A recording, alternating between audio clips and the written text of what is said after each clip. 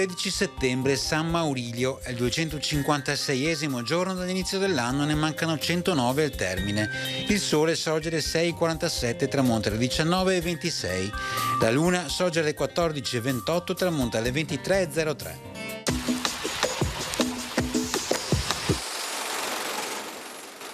Tristissimo giorno per la Serenissima.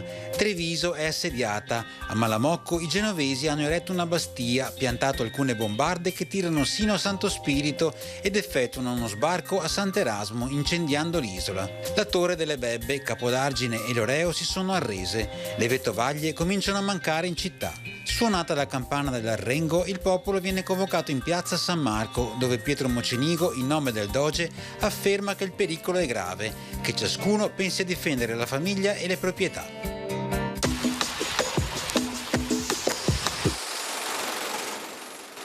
Le previsioni per domani: tempo stabile con cielo sereno o poco nuvoloso per transito di nubi alte, sviluppo di annuvolamenti cumuliformi nel pomeriggio sulle zone montane, dalla sera tendenza ad aumento della nuvolosità a partire da ovest, temperature senza notevoli variazioni.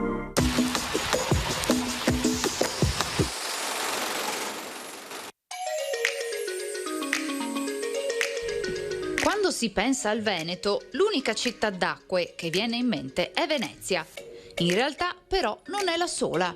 Treviso è più piccola e modesta, ma non meno elegante, e anche lei è bagnata dalle acque di fiumi e canali, tanto che spesso è chiamata la piccola Venezia della terraferma. Treviso è una località ricca di storia, sempre pronta ad accogliere i visitatori con la sua proverbiale ospitalità. Il fiume Sile, con il lento scorrere delle sue acque, dona alla città una musicalità particolare. Le case porticate, con le belle facciate affrescate, che si riflettono sul canale dei Buranelli. Il Duomo, piazza dei Signori, salotto per eccellenza dei trevigiani. Poco distante si incontra la Loggia dei Cavalieri, sotto i cui archi, nel Medioevo, si riuniva l'aristocrazia trevigiana. Treviso è una perla che ben ricompensa il visitatore.